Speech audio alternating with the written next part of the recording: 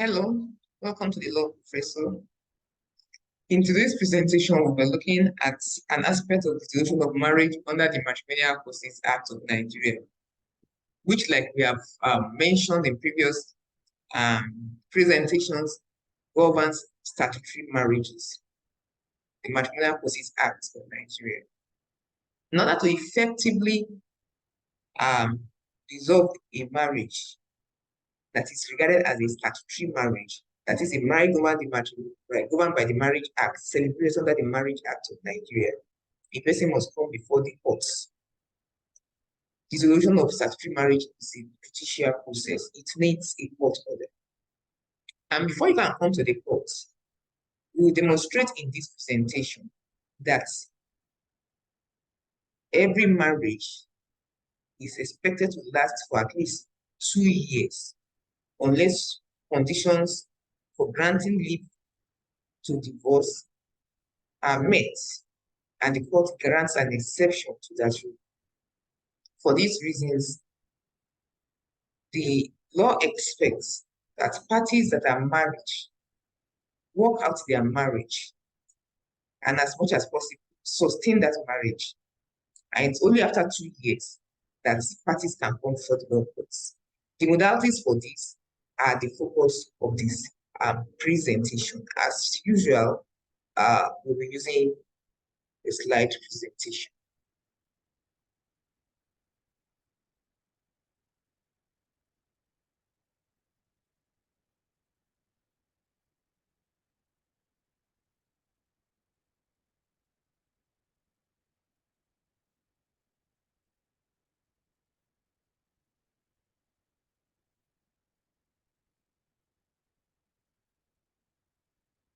Okay. So the 2 year, this is what we call the 2 year waiting rule. That a person must wait for at least 2 years before they can bring their marriage before the court to be dissolved if they are married under the Marriage Act of Nigeria. In any text that you see, the 2 year waiting rule, that's what the rule is about.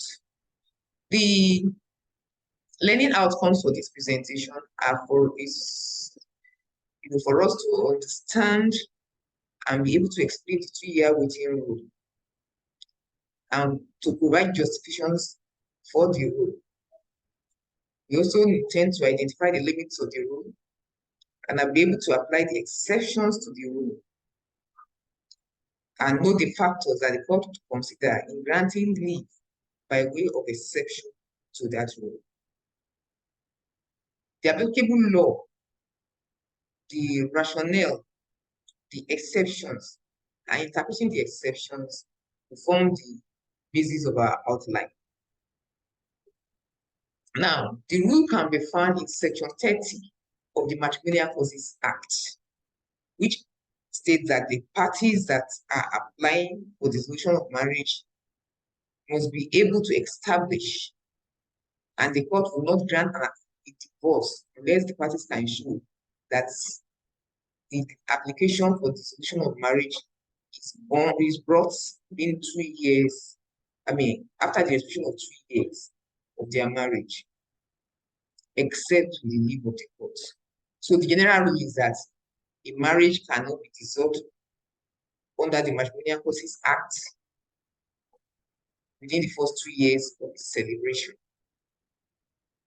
unless it involves cases where the court is able to grant an exception.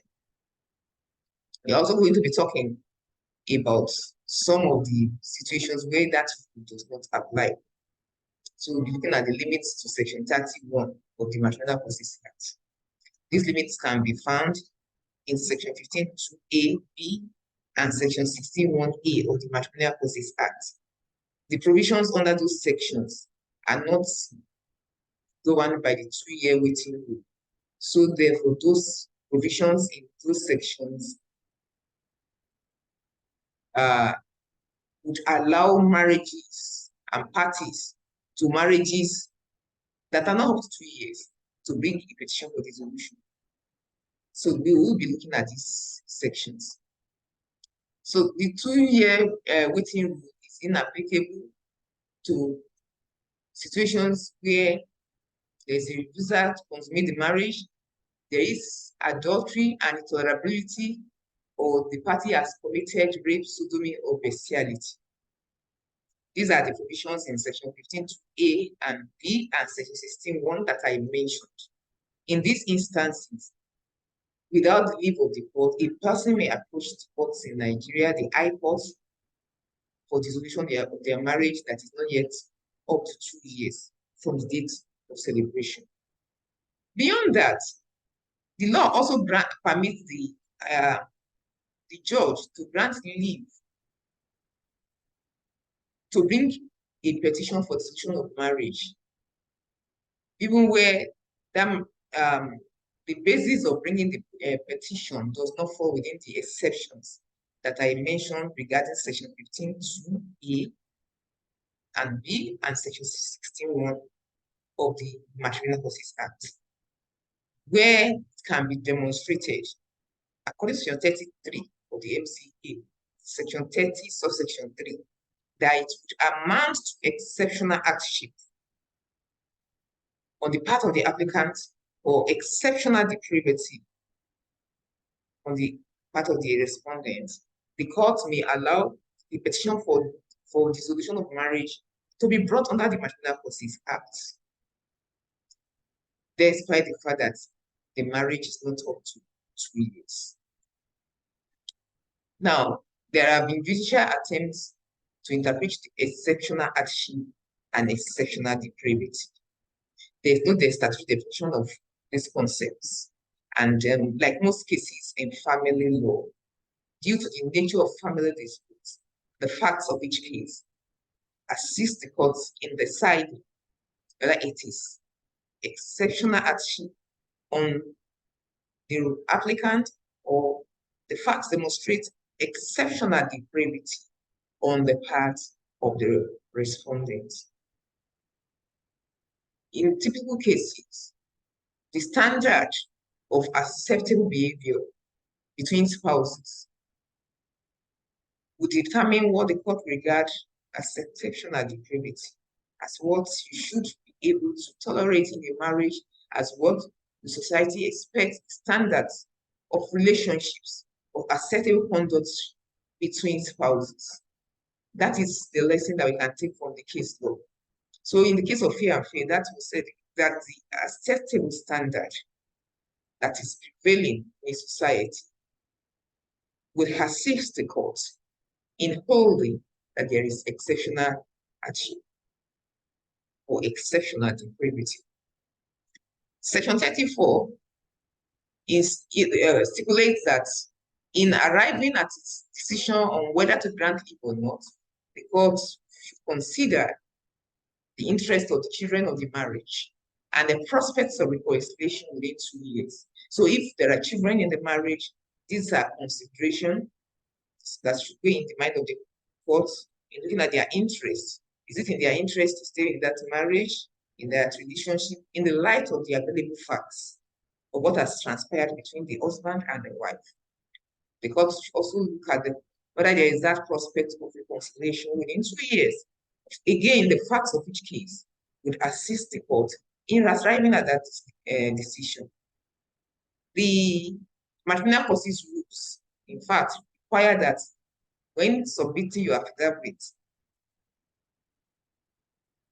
and applying for this leave, it must contain evidence of efforts and attempts made at reconciliation, particulars of the attempts, if any, and other circumstances that may assist the court in determining whether there is a reasonable probability of reconciliation before the end of 2 years. And from the way these provisions are couched, you would have come to that understanding that what the law is trying to do is to see that it does not go ahead and dissolve unions that could have been kept together. Sometimes marriages are going through teething problems, couples are trying to understand each other, and it does not augur well for marriage sustainability for you to just rush the courts, because of perceived challenges to that marriage and request the dissolution of that marriage. The judicial perspectives can be seen in the cases that we have before us. Like I said, regarding fair and fair, it says look at the acceptable standards of behavior. The courts have held, for instance, that the test of exceptional hardship and exceptional depravity is objective. We look at the societal perspectives to what marriage should be, what are conducts that should be permissible, and what are not to be permitted in a marriage relationship. And with that understanding, you then examine the marriage that is before you and determine whether this marriage has suffered such a trauma, so to say, that it needs to be dissolved within 2 years, or whether we should keep it together for at least 2 years and see if parties can, they are able to resolve their differences. In the case of Ononoju and Ononoju, the court held that in doing this, the position and interest of children of the marriage is quite paramount. We've always said in most of the statutes that have anything to do with children's rights, that courts must always weigh the interests of those children in making its decisions.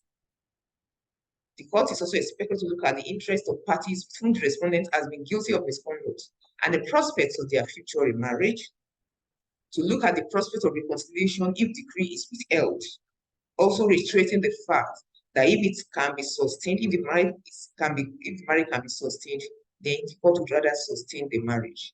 The court should consider and examine the interest of the petitioner who has been subjected to some form of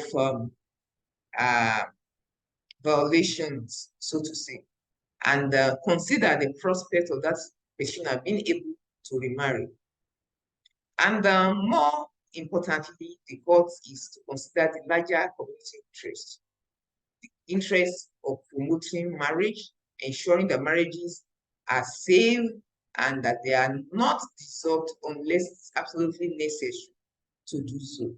So the court should weigh this interest vis-a-vis the interest, the risk of maintaining an empty shell marriage, a marriage that is not even exist, that parties know and it is clear that this marriage would not be able to stand its feet.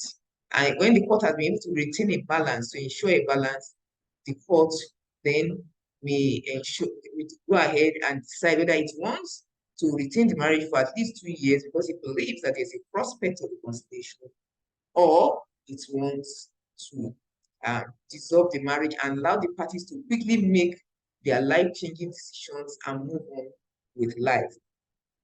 So, in the light of these considerations, we can say that generally, the law does not allow marriages that are not up to 2 years to be dissolved when the marriage is a statutory marriage, a marriage that is celebrated under the Marriage Act. However, there are instances where such marriages can be dissolved, even though they are not up to 2 years, where there is a willful and persistent refusal to consummate the marriage, where the respondent has committed adultery and the petitioner finds it intolerable to live with the respondent, where the respondent has committed rape, sodomy, or bestiality. In these instances, there is no need to apply for leave before bringing an application, before bringing a petition for dissolution of the marriage. Then, where the court may also grant leave to bring an application for dissolution of the marriage, which does not fall within these 3 situations that I just described, where the petitioner is able to establish that it would amount to exceptional hardship or on their part, or exceptional depravity to continue to stay in that kind of a marriage. So in these 4 instances, the possibility of obtaining dissolution of marriage in the 2 years of the celebration exists. What is the reason for this? As I briefly mentioned, and the essence was that we remember that the English law on which this premise, the Marriage Act and Maternal Causes Act are designed, and from which they imported their provisions, initially did not even allow dissolution of marriage. Marriage was indissoluble because of his Christian religious background, which did not permit divorce. And it was as society developed and evolved that it became possible to dissolve a marriage. So while marriage can now be dissolved, the Lord also did not want a situation where parties that are just married will run before the law courts at the slightest sign of distress of the union. So the essence is for sustainability of marriage and to deter ill-advised marriages, understanding the fact that if you also do not put that rule there, people may jump into marriages and jump out of marriages. Of course, it is not clear if anybody even knows people that are about to marry, they are not that whether they are aware that that rule exists. So it is doubtful whether that rule, in any way affects decisions as to getting married or not getting married. It is very, very doubtful that people are aware of that rule, and so that it governs their decisions, so to say. But the essence is that that rule is supposed to also deter ill-advised marriages when you know that you have to stay in the marriage for at least 2 years, unless you're able to do any of the exceptions that we have mentioned. In the light of this, the question is, to what extent is the waiting rule still justifiable? Do you think it is still justifiable? Do you think that that kind of a rule in a society, what theoretical perspective can we give to that rule? If the marriage has broken down and you do not allow the parties to go their separate ways, because you feel that the court feels that the marriage, there is still a prospect, or do you think that it is doing any service to the parties or to society? There are arguments for and against that we can develop in that respect. You might want to say that whether there is any prospect or not, 2 years is a reasonable time for an institution that has such a profound effect on the lives of the parties and children that may be in the union. Some countries do not have a waiting rule, some have 1 year. It depends on what the social ideology of that society is. If we feel that it is justifiable to continue to have the 2 year waiting rule, what are the factors that you consider should be relevant and the period that we consider should be reasonable? 2 years reasonable? Should it be 3? Should it be 5? Should it be 1? Should it be 6 months? In the light of prevailing situations and circumstances of today, these are some of the things that should weigh on the mind of anyone considering this rule. In summary, we can say that in Nigeria, statutory marriages cannot be dissolved until the 2 years from the date of celebration, unless the court grants leave. Marriages fulfilling the provisions of Section 15(2)(a) and B and Section 16(1)(a) of the Maternal Causes Act can be dissolved within 2 years without the leave of the court. For those that require leave of the court, it will be granted if the petitioner can prove that there is exceptional hardship or exceptional depravity. Courts will consider the interests of children of the marriage and the probability of reconciliation in 2 years in determining whether it is going to permit leave or not.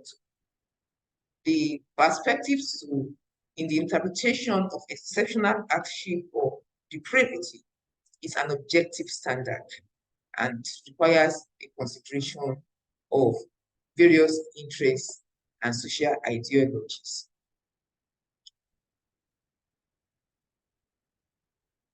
Therefore, this represents the basic position regarding dissolution of marriage that is statutory. I emphasize again statutory marriages in Nigeria. There is no evidence of such waiting rules regarding customary marriage. There are rules regarding customary marriage and Islamic marriages, which we said we'll be dealing with in subsequent presentations. It is therefore important for students to know that an examiner who wants to ask a question regarding the solution of marriage may input facts regarding marriages that are less than 2 years, and you would be expected to be able to engage with those facts in the light of these rules. I'll see you at the subsequent presentations. This is the Law Professor channel. Thank you very much.